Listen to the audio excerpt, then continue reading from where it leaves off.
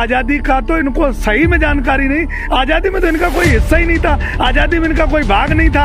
आजादी के लड़ने वाले तो आजादी की लड़ाई लड़ रहे थे, तब ये अंग्रेजों की गोद में बैठे थे, उन्हीं की ये औलादे हैं। तो इनको पता नहीं ना कि आजादी कब मिली है। एक्चुअली ये है कि 2014 में इनको बाप मिला है, किडनैप है, देश अब फिर दोबारा आजाद कराना पड़ेगा, ये बात मान लो। 14 के बाद देश किडनैप हो गया है, पूरा गुलाम हो गया है। उन्हें न आज़ादी का पता है, इनको सही आज़ादी, इनका बाप जब सत्ता में आया है उसी को आज़ादी मानते, देश को आज़ादी का। पर ये लोग नहीं बोलेंगे क्योंकि इन्हें आज़ादी का मतलब ही पता नहीं। ये जानते हैं सबका सिलवार से होता है, सिलवार से नहीं तलवार से हुआ था। और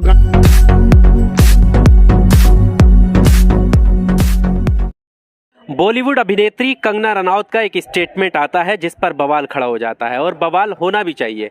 उनका मानना है कि आज़ादी जो है वो 1947 में हमारे जो क्रांतिकारी योद्धा हैं उन्होंने नहीं दिलाई थी, बल्कि उन्हें आज़ादी जो है वो 2014 के बाद मिली है, ऐसा उनका मानना है। और जो 1947 में आज़ादी मिली वो भीख वाली आज़ादी थी।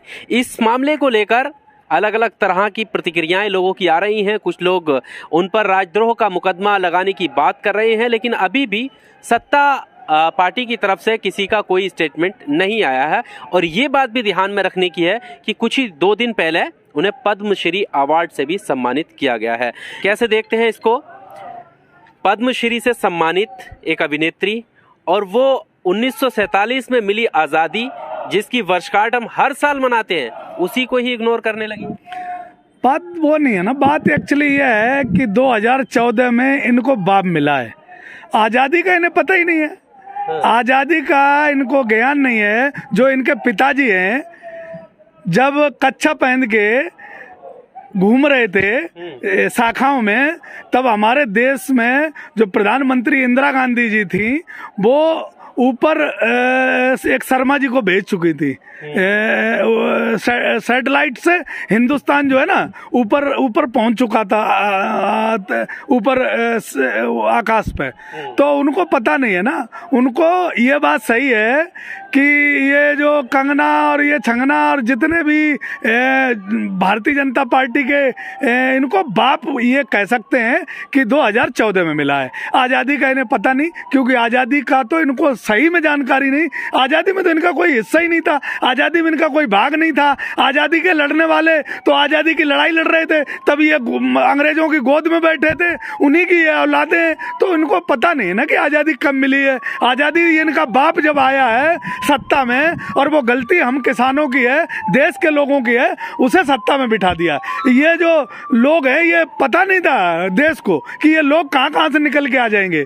ये लोग जो निकल के आए हैं ये सब अंधभक्ति के रास्ते से निकल के आए हैं, और ये गलती हम देश के किसानों की और देश के नौजवानों की है कि ऐसों को पनपने का मौका मिल गया है। इन्हें न आज़ादी का पता है, इनको सही आज़ादी, इनका बाप जब सत्ता में आया है उसी को आज़ादी मानते, देश को आज़ादी का मतलब नहीं है। जब उन्होंने ये स्टेटमेंट दिया तो आपने देखा होगा इस वीडियो में तालियां बज रही हैं, यानी उस स्टेटमेंट को समर्थन मिल रहा है कहीं ना कहीं, और अभी भी उन पर कोई कार्रवाई नहीं। तो अब तालियां कौन बजा सकता है? आप इस बात समझो, एक गहरी बात है कि जो उनकी बात पे तालियां कौन बजा सकता है। वहां सब पेड़ और अनभिज्ञ लोग बैठे होंगे, और ऐसे ही बुलाए जाते हैं इनकी सभाओं में, और इनके आसपास जो बिठाए जाते हैं, या तो आपको मैनेज किया जाएगा, आपको चाहे वो गन के माध्यम से किया जाए या धन के माध्यम से किया जाए, और आप मैनेज नहीं हो पाए तो आप एंट्री नहीं कर सकते। तो 2 ही तरीके के लोग यहाँ जाते हैं, या तो मैनेज किए हुए या अंधभक्त। तो तालियां बजाना स्वाभाविक है। जब डील होके जाती है कि आपको तालियां बजानी है, तालियां बजानी है, तो तालियां वो बजाएंगे। वो तालियों के अलावा रह नहीं सकते, कुछ और कुछ कर नहीं सकते हैं। तो ये बहुत सारी बातें हैं जो उनको बोलनी नहीं चाहिए, उनको कहनी नहीं चाहिए, लेकिन जिस चीज़ का ज्ञान नहीं है वो भी वो कह देते हैं। इस मामले को लेकर जो प्रतिक्रियाएं आ रही हैं, एक सवाल ये भी खड़ा हो रहा है कि जब प्रधानमंत्री वर्षगांठ मनाते हुए आज़ादी के इतने साल, हर साल दर साल बताते हैं कि अब इतने साल हो गए और आज़ादी के इतने साल हो गए, तो उनका कोई स्टेटमेंट, क्या उनकी तरफ से कोई प्रतिक्रिया कि ऐसे पद्मश्री सम्मानित उनके सामने किया गया हो और वो बोले इस चीज़ को कि ये चीज़ गलत है, इस तरह की कोई भी टिप्पणी जो है वो बर्दाश्त नहीं की जाएगी? पद्मश्री का कहाँ महत्व रखा है इनने? महत्व रखा। जब गोलकर और सावरकर को देने की बात हो रही है और जो गॉडसे उसको देने की बात करने लगेंगे ये, तो पद्मश्री का देश में महत्व कहाँ रह गया? भारतीय जनता पार्टी ने किसका महत्व रखा है? देश का सम्मान नहीं रखा। जो हमारे बड़े बड़े पद्मश्री जैसे अवार्ड थे, जो लोगों को, चुनिंदा लोगों को देश के लिए जो लोग इतिहास रचते थे उनको दिया जाता था, क्या महत्व है? जब कंगना जैसे इन लोगों को पद्मश्री मिल जाते हैं जिनको आज़ादी का पता नहीं, देश का पता नहीं, देश में लड़ाई लड़ने वाले लोगों को पता नहीं, तो वो भगत सिंह को भी नहीं जानती होगी, वो राजगुरु को भी नहीं जानती होगी, वो महात्मा गांधी को भी नहीं जानती होगी, वो देश में जितने कुर्बानी देने वाले लोग थे उनको भी नहीं जानती होगी। तो उसके बारे में वो चर्चा ही करना बेफिजूल है। जब ऐसे लोग, जब आज़ादी के मतवालों को, जिन्होंने लाखों लोगों ने जान दी थी, करोड़ों लोग बेघर हुए थे, और जो हमारे गाँव से जो लोगों ने अपने जेवर, अपने गहने, अपने जो देश के दीवाने थे उन्होंने दौलत लुटा दी थी आज़ादी के लिए, उनका भी पता नहीं होगा।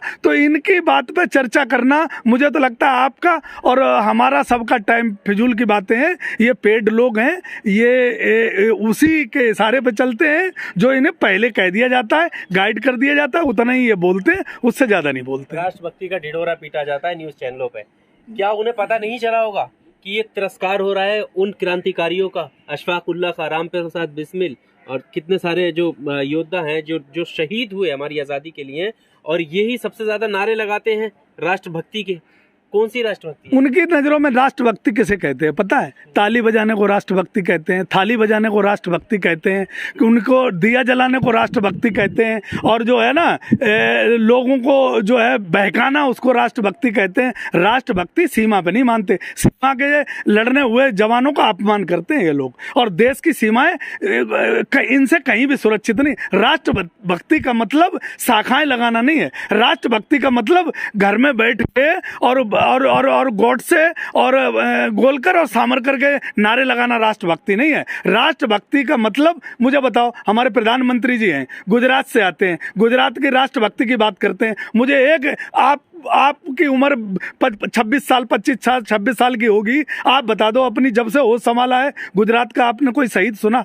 कोई देश के लिए कोई ऐसा इतिहास रचते हुए सुना हो कि जिसने मेडल लिया हो, कोई स्वर्ण पदक लिया हो, कोई बहुत बड़ा काम किया हो गुजरात के लिए? बात पे यहाँ रोकना चाहता हूँ। हम आज़ादी को लेकर हम अपने राज्यों के लिए तो नहीं बांट सकते कि कौन से राज्य से कौन सा शहीद किया।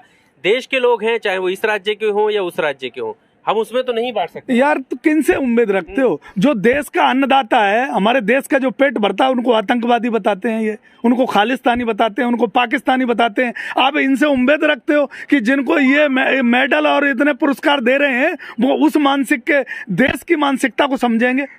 आप गलत सोचते हो, मानसिकता को नहीं समझेंगे। ये जो उनकी चमचागिरी करेंगे उनको वो पुरस्कार दिए जाएंगे। इस तरीके का स्टेटमेंट एक टेलीविजन पर बैठकर आपको क्या लगता है, क्या ये बढ़ावे में दिया गया है, मतलब कहने पर, या फिर उनकी पर्सनल अपनी सोच है? पर्सनल सोच नहीं है, ये फिक्स है।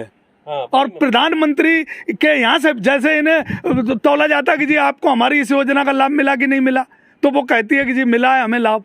क्यों कहती है? कि उसे अधिकारी पहले 3 दिन पहले से उसे गाइड करते हैं, और जिसने ये कह दिया कि हमें नहीं मिला है उसे वो गाइड नहीं हो पाती है। कहीं ना कहीं अधिकारियों का मिस बैलेंस रहता है उसमें। तो देश में ये समझ लो कि ये पेड लोग हैं और फिक्स लोग हैं जो इस तरीके का बयान देते हैं। बिना अनर्गल बयान कोई नहीं दिया जा सकता है। कंगना है, इतनी फिल्मों बनाती है, इतने लोगों के नीचे मिलती है, उसे यही पता नहीं होगा कि आज़ादी सलवार से मिली थी या तलवार से मिली थी, उसे यही पता नहीं होगा।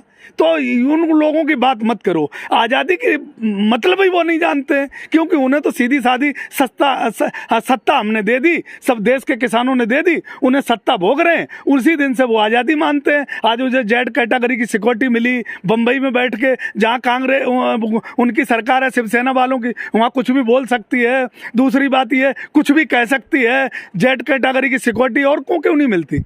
नहीं मिलती। इतना देश के अंदर हो रहा है आज़ादी के नाम पर, देख रहे हो, आज़ादी की बात हो रही, कितना ड्रग्स उतर रहा है देश में, पूरे देश में फैलाया जा रहा है।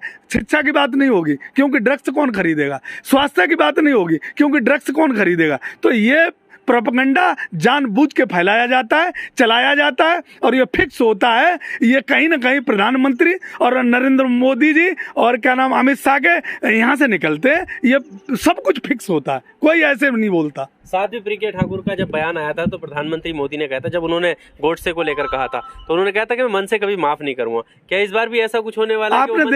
आपने देखा फिर क्या हुआ प्रज्ञा ठाकुर के साथ? फिर क्या हुआ? उसे किसी कमेटी का मेंबर भी बना दिया था, उसकी तरक्की भी हुई और उसे आगे बढ़ाया ही है। उसका कुछ हुआ? कुछ नहीं हुआ। ये देश का प्रधानमंत्री सिर्फ देश के लोगों के साथ झूठ बोलता है। ये एक्टर प्रधानमंत्री मिला है, सिर्फ एक्टिंग करता है। देश की जनता को बर्बाद कर दिया, देश की जनता को लूट लिया है। देश की जनता को एक्टर नहीं चाहिए था, सच में देश का प्रधानमंत्री वो चाहिए था जैसे बाबा मनमोहन सिंह थे, और भी हमारे देश में प्रधानमंत्री हुए, ऐसा प्रधानमंत्री चाहिए था। देश में क्या हो रहा है?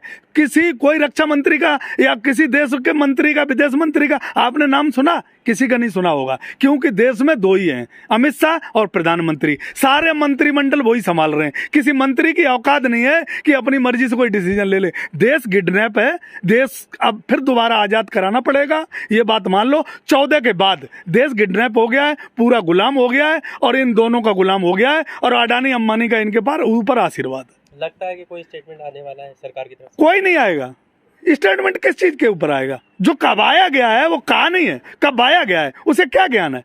वो नकली घोड़े पे चढ़ती है, नकली सब कुछ करती है, फिल्मों में सब कुछ नकली होता है ना, आपको पता है। तो स्टेटमेंट भी नकली दिलवाया गया है उस पर, और प्रधानमंत्री के माध्यम से आया है, असली नहीं है। असली तो वो होता कि देश के लिए कुछ बोलती, देश के क्रांतिकारियों पे कुछ बोलती, देश के नौजवान जो शहीद हुए थे उस टाइम 22-23 साल की उम्र में, जिन्होंने अपनी जान दी थी, फांसी के फंदे पे चूमे थे, उनके लिए दो शब्द बोलती तो अच्छा लगता। लेकिन ये लोग नहीं बोलेंगे क्योंकि इन्हें आज़ादी का मतलब ही पता नहीं। ये जानते हैं सबका सिलवार से होता है, सिलवार से नहीं तलवार से हुआ था, और गांधी जी की जो सोच थी उससे हुई थी आज़ादी देश की। बहुत शुक्रिया।